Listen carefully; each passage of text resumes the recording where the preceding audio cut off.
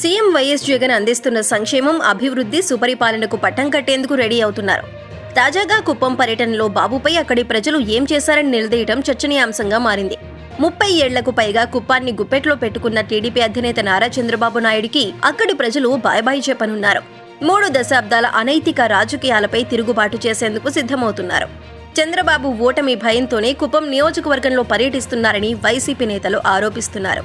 CM Jagan ఆధ్వర్యంలో రాష్ట్ర వ్యాప్తంగా గ్రామాల పర్యటనలు చేస్తున్న సమయంలో చంద్రబాబు ఓటమి భయంతో కుప్పం పర్యటన చేపట్టారన్నారు. చంద్రబాబు ఇక గెలవలేరనే విషయం కుప్పం ప్రజలందరికీ తెలుసని, తాము కూడా చంద్రబాబుకు గెలిచే పరిస్థితి లేకుండా చేస్తామని అక్కడి ప్రజలు అంటున్నారు.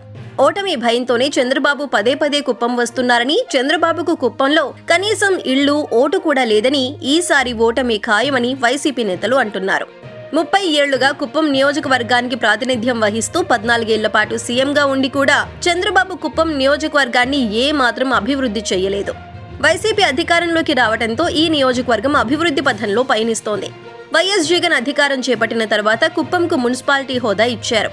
రోడ్లు, మంచినీటి పైపుల ఏర్పాటు వంటి కనీస మౌలిక సౌకర్యాలను యుద్ధ ప్రాతిపదికన ఏర్పాటు చేశారు. దీంతో రానున్న ఎన్నికల్లో చంద్రబాబుకు కుప్పంలో ఓటమి చెందుతారని పరిశీలకులు వ్యాఖ్యానిస్తున్నారు.